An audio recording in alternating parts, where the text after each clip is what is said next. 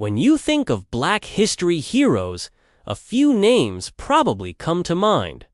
Martin Luther King Jr., Harriet Tubman, Rosa Parks.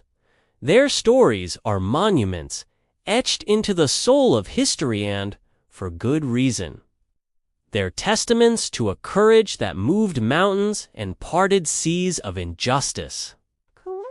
But what if I told you that their bravery was part of a much, much larger story?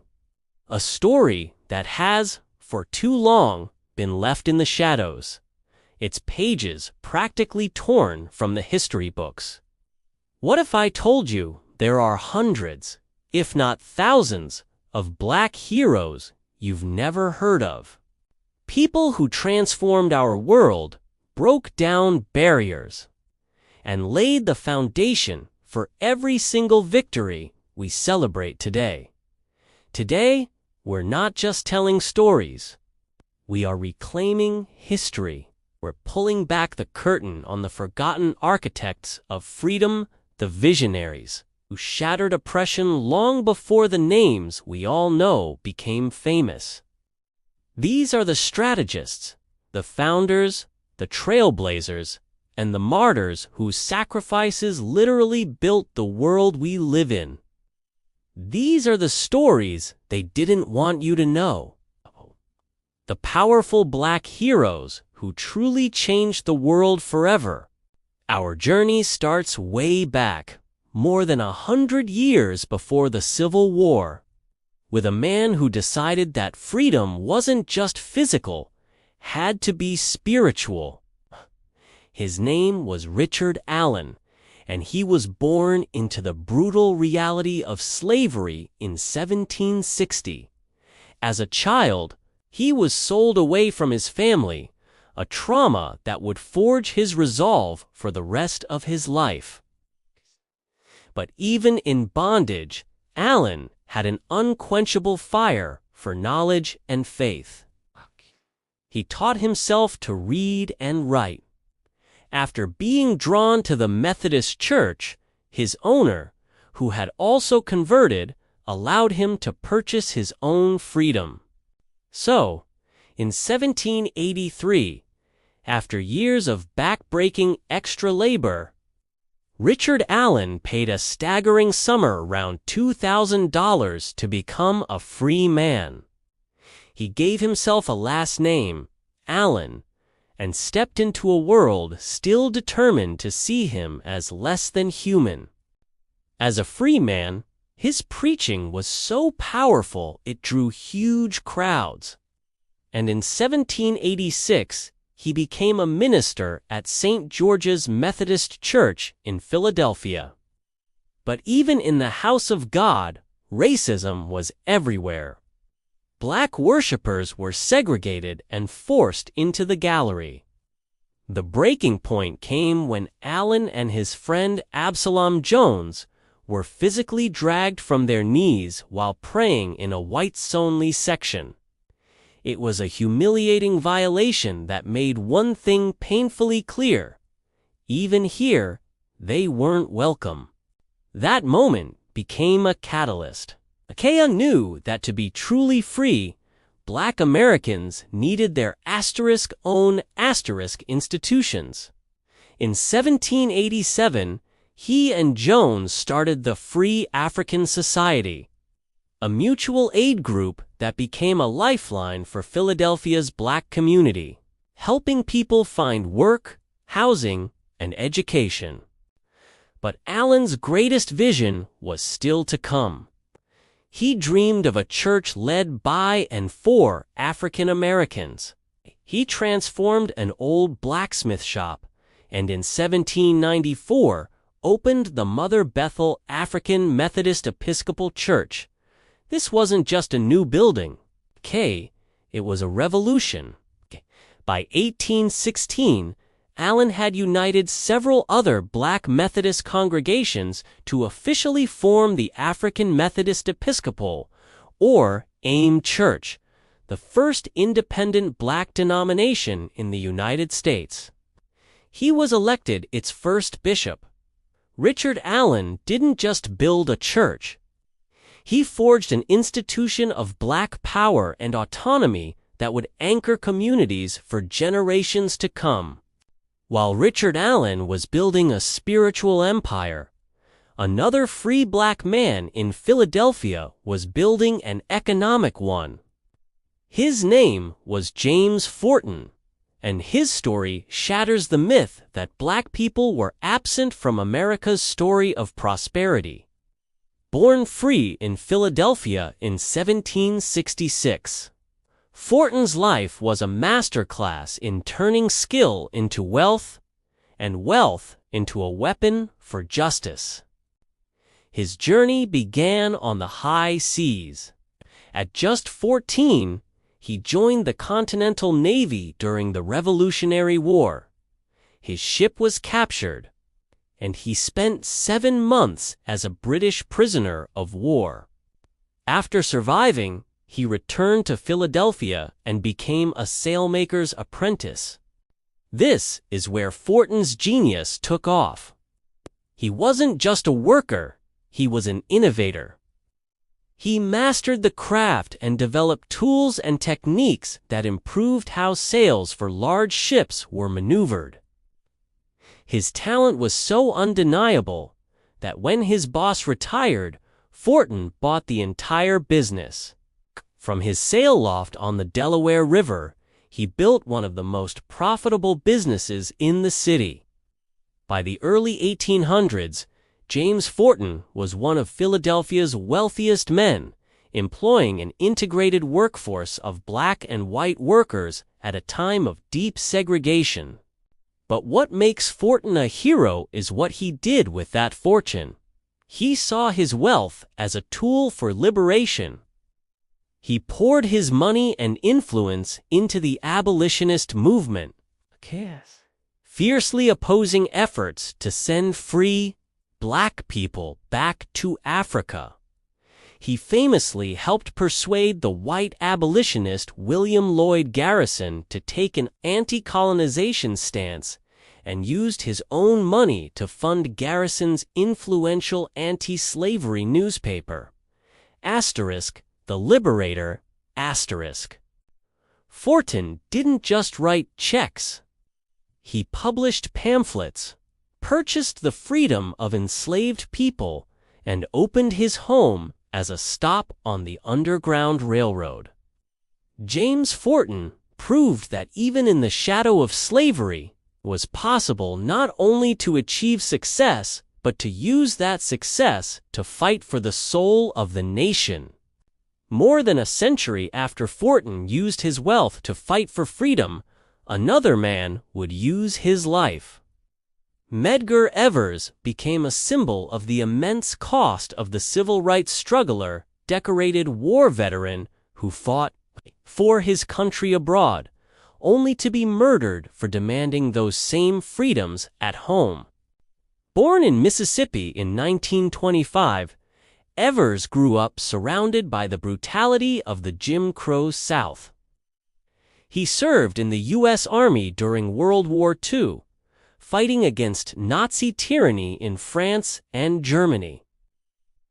When he returned home, honorably discharged, the freedom he fought for in Europe was denied to him in his own country. That bitter irony fueled his mission. After being denied admission to the segregated University of Mississippi Law School, his path became clear. He became the NAACP's first field secretary in Mississippi, making him the public face of the fight for justice in America's most violently racist state. His work was relentless and dangerous. He organized voter registration drives, led boycotts, and spearheaded protests to desegregate public spaces. But his most courageous work was investigating the horrific 1955 lynching of 14-year-old Emmett Till. This helped expose the crime to the world, but it also made him a prime target. He and his family lived under constant death threats. June 12, 1963, just hours after President John F. Kennedy's national address supporting civil rights, those threats became reality. Medgar Evers pulled into his driveway. As he got out of his car, carrying T-shirts that read, "Jim Crow must go," a white supremacist shot him in the back. He died in his own driveway, in front of his wife and children. His assassination sent shockwaves across the nation, galvanizing the civil rights movement. Because he was a veteran, Medgar Evers was buried with full military honors at Arlington National Cemetery. Hero who fought for America's ideals and died exposing its deepest hypocrisies. His life is a permanent reminder of the price of freedom and the courage it takes to demand it. The stories of heroes like Richard Allen, James Forten, and Medgar Evers have been pushed to the margins for far too long. If you believe these stories need to be told, and that we have to fight back against this historical erasure, then take a second to support this channel. Hit that subscribe button and ring the bell so you never miss a video. And let us know in the comments which of these incredible people have you heard of. Share this video with your friends and family. Every share helps us ensure these legacies are never forgotten. Now, let's turn to the man who was, without a doubt, the chief architect of the most iconic moment of the civil rights movement, yet was forced to work in the shadows. His name was Bayard Rustin. If Martin Luther King Jr. was the voice of the movement, Bayard Rustin was its strategic genius. His colleagues called him Mr. March on Washington because Rustin was the lead organizer of the 1963 March on Washington for Jobs and Freedom. That historic day, where Dr. King delivered his "I Have a Dream" speech, would have been chaos without Rustin's brilliance. In less than 2 months, he planned everything.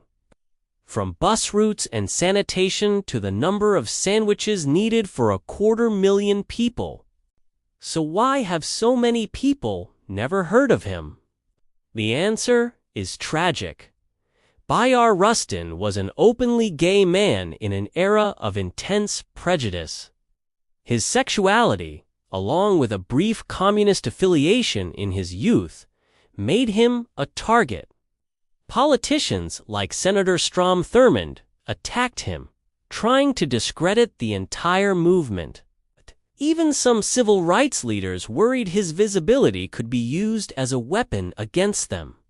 So, Rustin was often pushed to the background, his name left off programs, his contributions downplayed. He was the man behind the curtain. His commitment to nonviolence was the bedrock of the movement.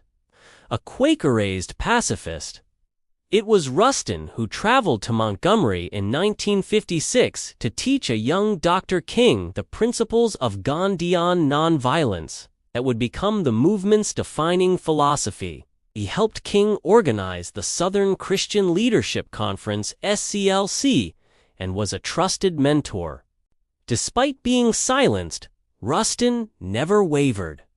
For decades, he was the movement's master tactician. It's only in recent years that his story has finally started getting the recognition it deserves. Bayard Rustin's life is a powerful lesson that the most important work is often done by those who are denied the spotlight. While many leaders focused on powerful speeches, one woman championed a radically different idea. Her name was Ella Baker, and she believed that true power didn't come from a podium, it came from the people. Her philosophy is summed up in one of her most famous quotes: "Strong people don't need strong leaders."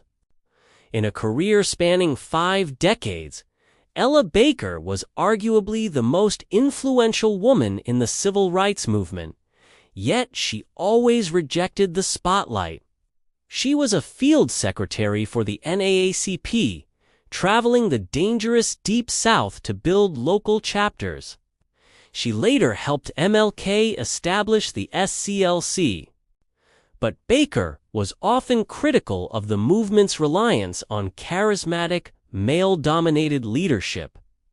She famously said, "The movement made Martin, and not Martin the movement," arguing the real work was done by ordinary people, especially women. She promoted group-centered leadership, believing the oppressed had the right and the ability to fight for themselves. Her greatest impact came in 1960, inspired by the student-led sit-ins in Greensboro, North Carolina. Baker organized a conference at her alma mater, Shaw University. From that meeting, the Student Nonviolent Coordinating Committee, or SNCC, was born. Instead of absorbing these young activists into an existing organization, Baker encouraged them to form their own. She became their mentor, guiding future leaders like John Lewis. They revered her so much they called her Fundai, a Swahili word for someone who passes a craft to the next generation. Under her guidance, SNCC became one of the most effective organizations of the era, organizing freedom rides and the Mississippi Freedom Summer. Ella Baker's legacy isn't in big speeches, but in the countless leaders she empowered. She proved that lasting change comes not from a single figure, but from the collective power of ordinary people demanding their freedom. If Bayard Rustin was the invisible architect and Ella Baker was the grassroots organizer, then Dorothy Height was the movement's unsung godmother. For over 40 years, she was at the center of the struggle for racial and gender equality, an advisor to presidents. Yet her story is a stark reminder of how women's voices can be silenced even within the fight for justice. President Obama called her the godmother of the civil rights movement, a title she earned through a lifetime of tireless work. She began her activism in the 1930s, campaigning against lynching. But her influence became monumental as the president of the National Council of Negro Women, NCNW, a position she held for 4 decades. What made Dorothy Height so revolutionary was her insistence that racial justice and gender justice were the same fight. She saw that black women faced a unique intersection of oppression, racism, and sexism, and she dedicated her life to tackling both. She was a key organizer of the 1963 March on Washington and stood on the stage with the male leaders. She was the only woman who regularly sat with them in high-level strategy meetings. And yet, despite her status and skill as a powerful orator, she was not allowed to speak that day. The male leaders, she later said, were happy to include women in the human family. But there was no question as to who headed the household.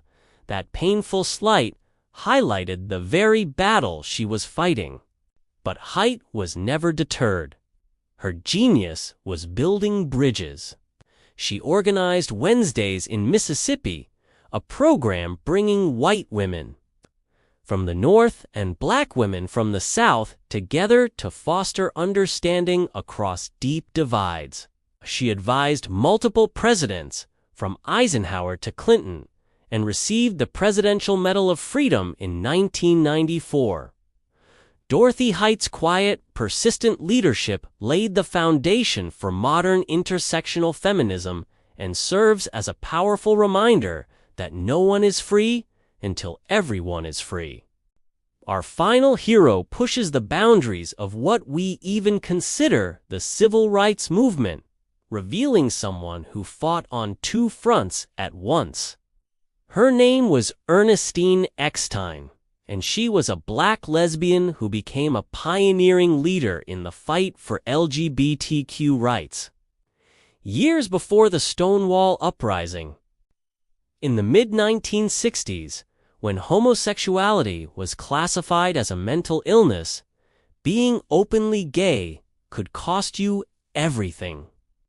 Stein stood on the front lines. Photos from a 1965 picket line in front of the White House show her as the only person of color, and one of just a handful of women protesting the government's ban on LGBTQ employees. Her sign read, "Denial of equality of opportunity is immoral." It was an incredible act of bravery.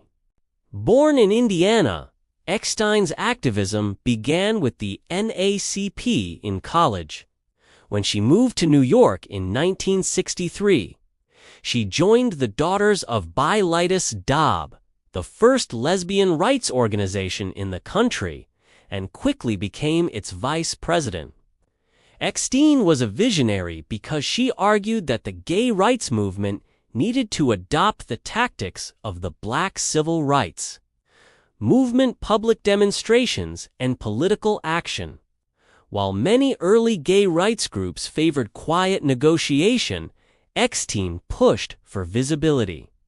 In a landmark 1966 interview for the DOB's magazine, she became the first black woman on its cover. She said, "We have to become visible and assert ourselves politically. A lot of people who do it will suffer. You have to come out and be strong enough to accept whatever consequences come." Eckstein saw the clear connections between all struggles for civil rights. Later in life, she became involved in the black feminist movement. Her story has been almost completely erased, but she represents the crucial, forgotten intersection of the black freedom struggle and the LGBTQ rights movement. She was a trailblazer who dared to be fully herself in a world that tried to deny every part of her identity.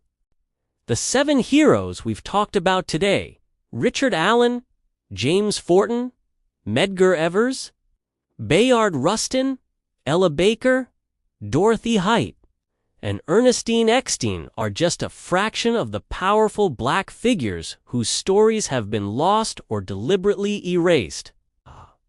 They are the founders, financiers, martyrs, strategists, organizers, godmothers, and trailblazers who built the very foundations of the freedoms we often take for granted.